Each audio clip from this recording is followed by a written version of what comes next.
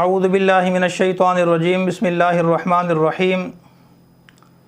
والذین اوتوا العلم درجات صدق اللہ العظیم قال النبی صلی اللہ علیہ وسلم من یرد اللہ بہ خیرا یفقہہ فی الدین۔ میرے واجب الاحترام قابل صد احترام دوستوں اور بھائیوں، آج میں علم دین کی اہمیت کے بارے میں چند ضروری باتیں عرض کرنا چاہتا ہوں۔ دعا ہے اللہ پاک سننے کے بعد تمام مسلمانوں کو عمل کرنے کی توفیق عطا فرمائے۔ میرے دوستو، حضور صلی اللہ علیہ وسلم ایک بار مسجد نبی میں تشریف لائے تو دیکھا کہ دو حلقے مسجد میں لگے ہوئے ہیں، ایک حلقہ ذکر کا ہے اور دوسرا حلقہ علم کا ہے۔ حضور نے ارشاد فرمایا کہ دونوں خیر پر ہیں، لیکن پھر آپ صلی اللہ علیہ وسلم علم والے حلقے میں بیٹھ گئے اور فرمایا کہ انا بعثت معلما، مجھے معلم بنا کر بھیجا گیا ہے۔ اس حدیث کی روشنی میں ہمارے دل کے اندر یہ جذبہ پیدا ہونا چاہیے کہ ہم علم دین حاصل کرنے کی کوشش کریں۔ جب تک میرے دوستو انسان شریعت کا علم حاصل نہیں کرتا، دین کا علم حاصل نہیں کرتا، تو انسان کی عقل بھی پختہ نہیں ہوتی، انسان کی سوچ بھی وسیع نہیں ہوتی، انسان کو فہم و فراست بھی حاصل نہیں ہوتی، اور نہ انسان کو شعور صحیح معنی میں آ سکتا ہے، اور نہ ہی زندگی میں سکون پیدا ہو سکتا ہے، اور نہ ہی انسان جب تک اپنی اولاد کو دین نہ سکھائے، انسان اپنی اولاد سے خیرخواہی کی توقع بھی نہیں رکھ سکتا۔ کتنے مسلمان ایسے ہیں جو اپنی اولاد کی وجہ سے پریشان ہیں؟ وجہ کیا ہے کہ انہوں نے عصری علوم تو ان کو سکھائے ہیں، اچھے سے اچھی تعلیم انہوں نے دلائی ہے، لیکن دین نہیں سکھایا۔ عصری تعلیم حد سے زیادہ سکھا دی، اور جو دین کا علم ہے، شریعت کا علم ہے، قرآن کا علم ہے، فقہ کا علم ہے، وہ انہوں نے ان کو بقدر ضرورت بھی نہیں سکھایا۔ علم کی میرے دوستو دو قسمیں ہیں، ایک علم فرض عین ہے، ایک علم فرض کفایہ ہے۔ فرض عین کا مطلب یہ ہے کہ ہر مسلمان کو نماز کے بارے میں، روزے کے بارے میں، زکوٰۃ کے بارے میں، حج کے بارے میں، قربانی کے بارے میں، اعتکاف کے بارے میں، اور جہاد کے بارے میں، عبادات کے بارے میں، عقائد کے بارے میں، معاشرت کے بارے میں، اخلاق کے بارے میں، معاملات کے بارے میں، ارکان اسلام کے بارے میں، فرائض اسلام کے بارے میں، غرض دین کے تمام شعبوں سے متعلق موٹی موٹی معلومات ہر مسلمان کو حاصل ہونے چاہیے۔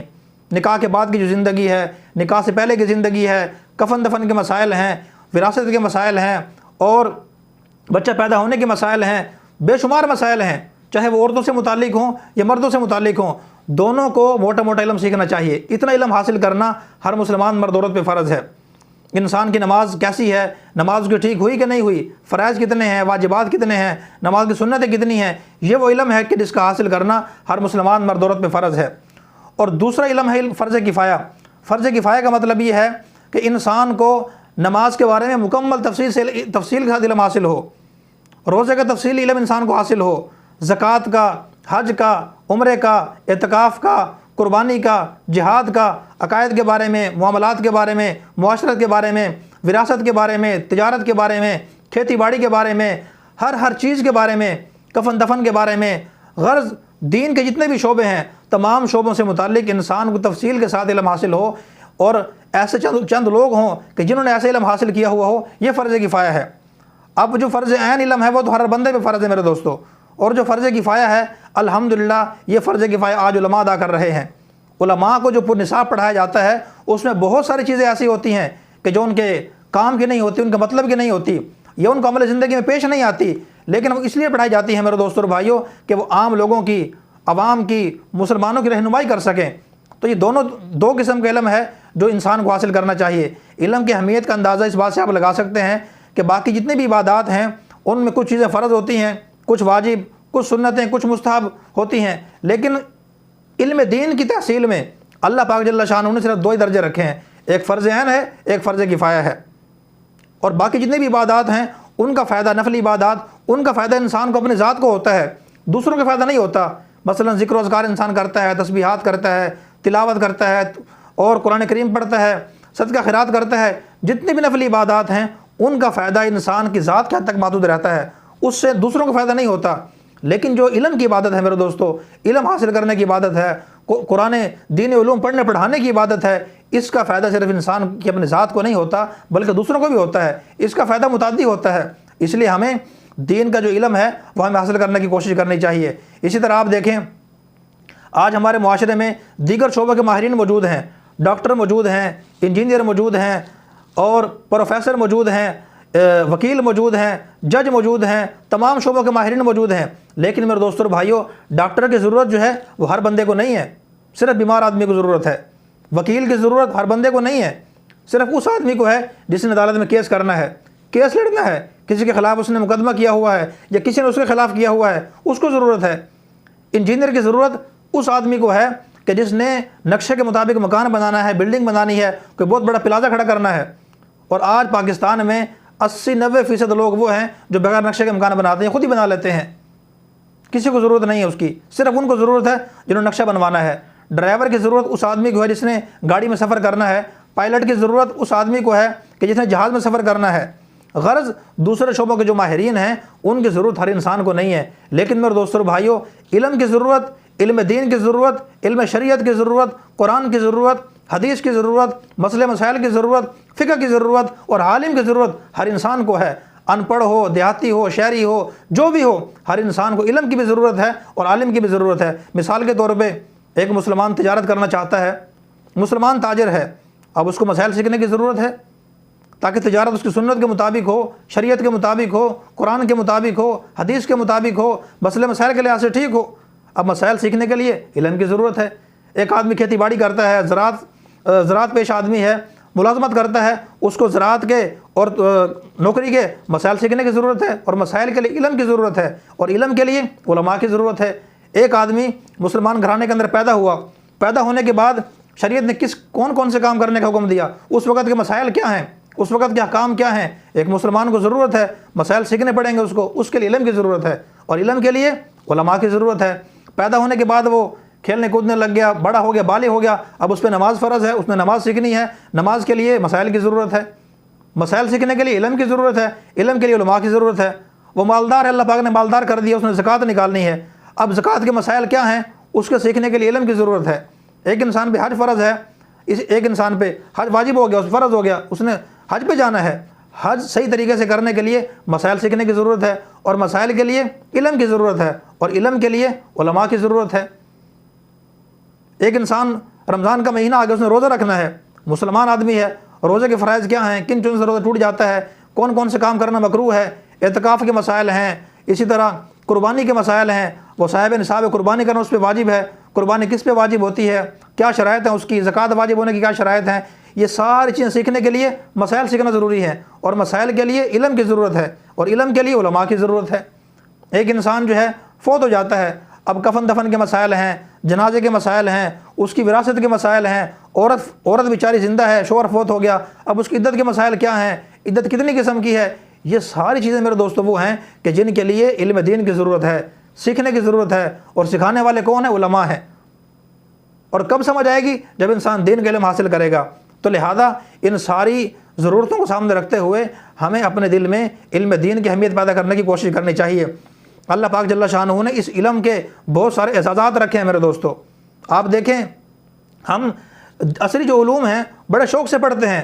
اچھی بات ہے، پڑھنا چاہیے، ان کی افادیت سے، ان کی اہمیت سے انکار نہیں ہے، بلکہ میں تو یہ کہتا ہوں کہ موجودہ دور میں جس طرح دینی تعلیم حاصل کرنا ضروری ہے، اسی طرح عصری علوم حاصل کرنا بھی ضروری ہے۔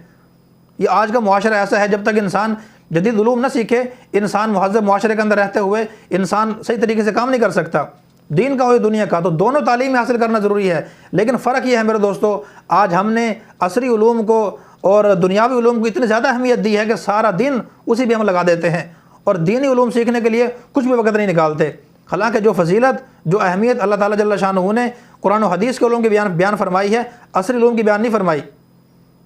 جتنے بھی دینی علوم ہیں وہ سارے کے سارے ہمیں حضور صلی اللہ علیہ وسلم کے سینے سے ملے ہیں، صحابہ کرام نے انہی علوم کو پڑھا ہے اور انہی علوم کی بنیاد پہ وہ صحابی بنے ہیں۔ صرف ایک کتاب ان کے نصاب میں شامل تھی اور وہ قرآن کریم ہے میرے دوستو۔ قیامت کے دن جو ہے یہ آواز تو لگے گی، آئین العلماء، علماء کہاں ہیں، آئین المؤذنون، مؤذنین کہاں ہیں، آئین الائمہ، ائمہ مساجد کہاں ہیں، یہ تو آواز لگے گی میرے دوستو۔ لیکن آئین الوکلاء، وکلاء کہاں ہیں، ڈاکٹر کہاں ہیں، وکیل کہاں ہیں، جج کہاں ہیں، انجینئر کہاں ہیں، آرمی آفیسر کہاں ہیں، پی پی ایس سی کے امتحان پاس کرنے والے کہاں ہیں، آگے آ جائیں۔ یہ آواز میرے دوستو نہیں لگے گی۔ یہ صرف باتیں اس لیے عرض کر رہا ہوں تاکہ ہمارے دل میں بھی علم دین سیکھنے کا شوق پیدا ہو۔ دنیا کے اندر اس وقت بڑی سے بڑی ڈگریاں ہیں، لوگوں نے انبار لگائے ہوئے ہیں، لیکن ان سارے ڈگریوں کے فائدے میرے دوستو دنیا کی حد تک ہیں۔ نہ قبر میں کوئی ان کا فائدہ ہے، نہ آخرت میں کوئی ان کا فائدہ ہے۔ ڈاکٹر دنیا میں ڈاکٹر ہوتا ہے لیکن قبر میں ڈاکٹر نہیں ہوگا۔ وکیل دنیا میں ڈاکٹر ہے، قبر میں وکیل نہیں ہوگا۔ جج دنیا میں وکیل ہے، جج ہے، آخر قبر میں وکیل نہیں، جج وہ نہیں ہوگا۔ انجینئر یہاں تو انجینئر ہے کہلاتا ہے، اس کے علم کا فائدہ بھی ہے، لیکن وہ قبر میں اور حشر میں وہ انجینئر نہیں ہوگا۔ لیکن عالم میرے دوستو، حافظ جیسے دنیا میں حافظ ہے، وہ قبر کے اندر بھی حافظ ہوگا، آخرت کے اندر بھی حافظ ہوگا۔ عالم جیسے دنیا میں عالم ہوتا ہے، قبر کے اندر بھی عالم ہوگا اور آخرت کے اندر بھی عالم ہوگا۔ اور میرے دوستو بھائیو، اللہ کے نبی نے یہ سفارش کا اختیار بھی صرف قرآن کی ڈگری کو دیا ہے، عالم کی ڈگری کو اللہ کے نبی نے دیا ہے کہ جو عالم ہوگا اس کو 70 بندوں کی سفارش کا اختیار دیا جائے گا۔ جس کے پاس دینی علوم کی ڈگری ہوگی، جس کے پاس قرآن کی ڈگری ہوگی، اللہ کے نبی نے نہیں فرمایا کہ جس کے پاس ایم فل کی ڈگری ہوگی وہ 10 بندوں کی سفارش کر سکے گا، جس کے پاس پی ایچ ڈی کی ڈگری ہوگی وہ 70 بندوں کی سفارش کر سکے گا۔ اللہ کے نبی نے نہیں فرمایا میرے دوستو۔ اور تیسرا فرق میرے دوستو یہ ہے کہ ڈاکٹر کے پاس بھی علم ہوتا ہے، انجینئر کے پاس بھی علم ہوتا ہے، وکیل کے پاس بھی ہوتا ہے، جج کے پاس بھی ہوتا ہے، اور پی پی ایس سی کے امتحان پاس کرنے والے جو ہمارے نوجوان ہیں ان کے پاس بھی علم ہوتا ہے، لیکن ان کا علم قبر میں ساتھ نہیں جاتا میرے دوستو۔ لیکن عالم کا علم، حافظ کا علم، قاری کا علم، دین کا ماہر کا علم، جس نے اپنے سینے کے اندر پورا قرآن محفوظ کیا ہوا ہے میرے دوستو، اس کا علم جو ہے قبر کے اندر بھی ساتھ جائے گا۔ لہذا ان تمام فضائل کو سامنے رکھتے ہوئے ہمیں علم دین حاصل کرنے کی کوشش کرنی چاہیے۔ آج جو ہماری اولاد ہمارے لیے درد سر بنی ہوئی ہے، نافرمان بنی ہوئی ہے، اس کی وجہ یہ نہیں ہے کہ ان کو فزکس نہیں آتی، کیمسٹری نہیں آتی، ان کو بایو نہیں آتی، ان کو ریاضی نہیں آتی، ان کو انگلش بولنے نہیں آتی، ہر چیز کے اندر وہ ماہر ہیں۔ ان کی فائلیں آپ چیک کریں، ان کا ریکارڈ آپ چیک کریں، نمبر بھی اچھے ہیں، پوزیشن ہولڈر بھی ہیں، لیکن وجہ کیا ہے؟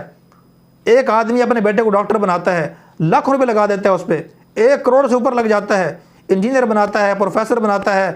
فوج کے اندر بھیجتا ہے،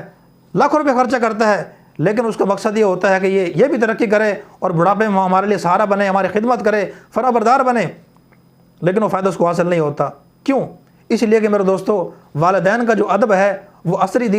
تعلیم نہیں سکھاتی، وہ دین کا علم سکھاتا ہے، قرآن سکھاتا ہے۔ قرآن پڑھنے سے، حدیث پڑھنے سے، اللہ کے جو احکامات ہیں وہ پڑھنے سے انسان کو پتہ چلتا ہے والدین کے حقوق کیا ہیں، بہن بھائیوں کے حقوق کیا ہیں، والدین کے کیا احسانات ہیں ہمارے اوپر۔